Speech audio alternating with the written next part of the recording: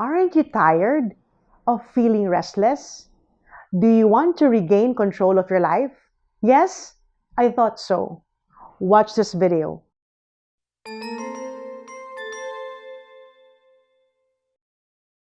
Hello everyone. Welcome to another episode of Practical Wisdom. We have been busy putting together topics that are relevant in today's new business landscape.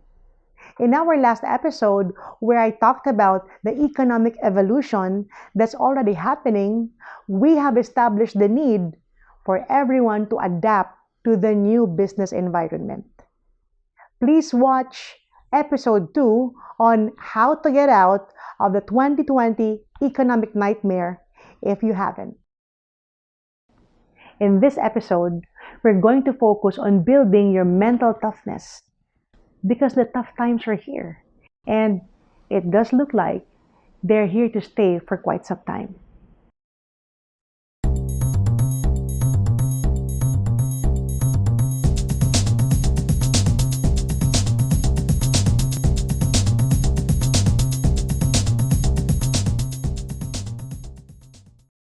One of the things we need to recognize is that all of us are grieving a loss.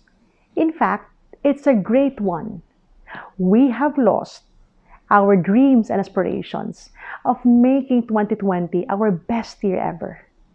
In January, when business activities were just starting, the Taal volcano eruption happened, followed by concerns in February of a possibility of a pandemic. And then came the lockdown in March. When it will end, no one really knows. We were all taken by surprise. No one was truly prepared for this major disruption in our lifetime. And it's all very painful. There will be a big shift in the flow of money, jobs, opportunities, and they will go to those who are prepared and proven to be the fittest in mind, heart, and spirit. Adapting to our new environment the soonest is crucial if we are to stay at the top of our game. We need to fully accept our new normal. Unfortunately, many are still stuck in denying the reality that we need to make changes in the way we do things, and we need to act fast. It's time to get out of the wait and see mode and plan out how you can protect your income so you can continue to provide for your families. It's the reason why the first episode of Practical Wisdom zeroed in on how not to lose your job in this crisis. Look, I know what I'm saying right now is hard to take, but I will tell you what you need to hear. Because this health crisis is one thing. However, the financial crisis that will follow is something we really need to be prepared for. This is the very reason why we decided to launch this free training series. This is our way of adapting to our new environment by helping as many people as we can, one free training video at a time. Why are we doing this? It's because the sooner everyone adapts, the sooner we get out of the storm. We need to do this together. And by the way, if you stay with us until the very end of this episode, I'm going to give you simple but very effective tips on how to kickstart your recovery from this crisis and from any crisis that we face in our lives. It will be helpful for us to understand the 5 stages of grief or deep pain. If we analyze what makes us feel pain, it all boils down to loss. Losing something or someone is typically the reason. By now, all of us have probably gone through most, if not all of the stages already. And they are denial, anger, bargaining, depression, and acceptance. Now, they don't really come in a particular order. We're just using the acronym DABDA to make it easier for us to remember. Because each of us will have our own way of coping with pain. But it helps if we understand the roller coaster of emotions we may go through. The first stage is denial. We deny the presence of a great loss because we want to avoid the pain associated with it. Remember when we thought to ourselves that this crisis will be over in just a month and things will just go back to normal? That's denial right there. Or when we went into binge watching for movies and shows and surfing the net on hours just for fun because we're on lockdown. What else is there to do? Newsflash. Things will never go back to the way we were used to. We need to put things in perspective. The second stage is anger. We felt anger when it seemed likely that the lockdown would be extended. And then it was extended. Ugh! But seriously, there's the stage when we felt angry at why this all had to happen. And we use our energy trying to pin the blame on someone, finding who's at fault, who started this evil thing. But you know what? It doesn't really matter. It doesn't matter right now. We're in the middle of a crisis. When your house is on fire, you don't go around running, getting angry, trying to find out who caused it. No. What you do is, it's either you put it out immediately or go get help immediately. Look, the whole world is in a forced reboot. We are all forced to go back to square one. And if we use up all our energy at getting angry, it will be counterproductive. Be wise enough to arrest it once you catch yourself engaging in playing the blame game. Or else, you will go on a downward spiral that will be very hard to get out of. But if you're already there, you need to get out and you need to do it fast. Do it now. The third stage is bargaining. We start creating what if or if only statements. What if this is all just a hiccup and everything will go back to normal after the lockdown? I wish this was just all a bad dream and everything will go away once I wake up. Or if only the government acted sooner, then we could have prevented this. And then there's this religious side to us. Praying, asking, actually negotiating with God or a higher power for a reset on everything in exchange for good deeds. The fourth stage is depression. Now, many are denying that they are in this state, but it's very real.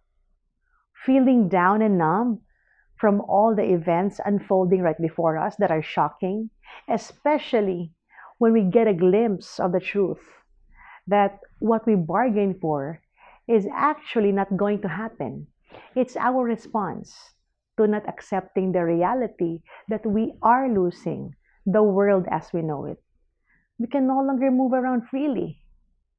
Some people lost their jobs, and others lost opportunities in business that they know they can never recover. And the last stage is acceptance. And this is the stage where we want to be. It's when we come into terms with our new reality, accepting that things are not going back to the way we were used to. There will still be some form of pain and sadness from time to time, but at this stage, we can start adjusting into our new reality with much more ease. Whichever stage you're in right now, it's okay. The purpose of this video is to help you ease your way into moving through the stages and eventually reach the acceptance stage. And this is where you can finally start to bounce back into recovery.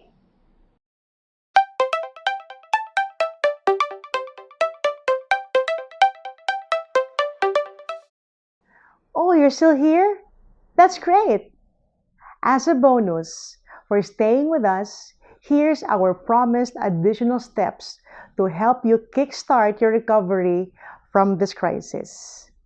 The sooner we get to the acceptance stage, the better, because we will be able to think clearly and take the steps necessary for us to get out of this crisis. So, let's go. Step number one. Ask yourself, what do you need to change and what do you need to give up now? Think about how you're still using your existing funds. If you're going to keep the lifestyle you enjoyed before, it's just not going to work. In fact, it's going to hurt you. We need to start reducing unnecessary expenses immediately. And you should start thinking about having some form of cash inflow real soon. Step number two is check. What are you doing with your time and energy?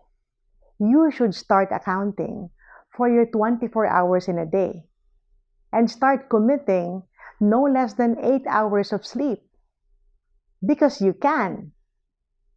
And that leaves you with 16 hours every single day. You should plan carefully how to use this time for productive things. When I do my time management seminars, one of the activities that I give my participants is for them to identify things that they've always wanted to do, things that could really make a positive impact in their lives, but just couldn't find the time for them. Then, I give them a breakout session where I ask them to look for the hidden time within their existing schedules. I always tell them, you can always make time for those that are important for you. Sadly, almost none of them could find any. In the end, only a handful of participants are open to the reality that it's really about the discipline of prioritization. It's not about time. It's really about you deciding to choose to do the things that are most important to you and that are most beneficial. Think about it. Most of us have already stayed at home for at least 2 months now. That's a total of 1,440 hours. If we take out 480 representing 8 hours of sleep for the past 60 days, that will give us 960 hours totally, absolutely at our disposal. We had so much time in our hands. Step number three is commit to no more than 1 hour of inflow of news just to help you stay current with what's happening. But don't go beyond it. And stop getting involved with issues that you don't have control over. It's just going to waste your time and energy.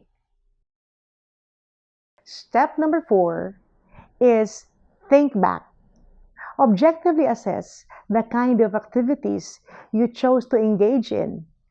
If you managed to use your free hours wisely, then you would have used it to upgrade yourself and become more fit mentally, emotionally, physically, and spiritually.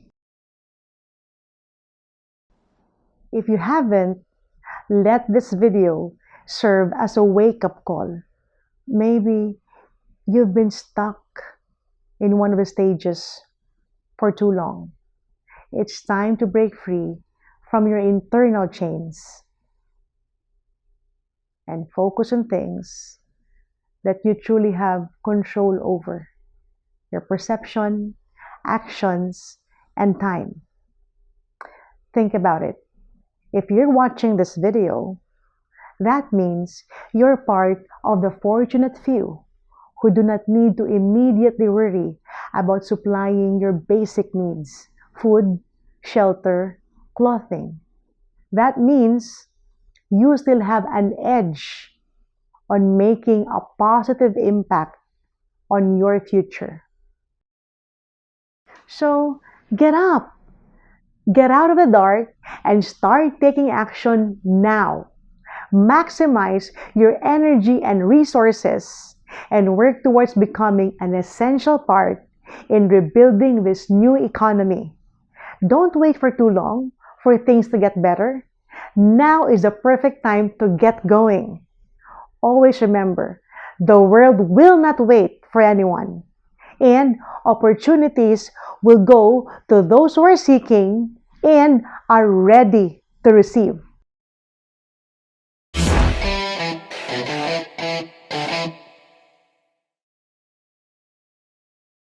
And that concludes our episode. Thank you for watching.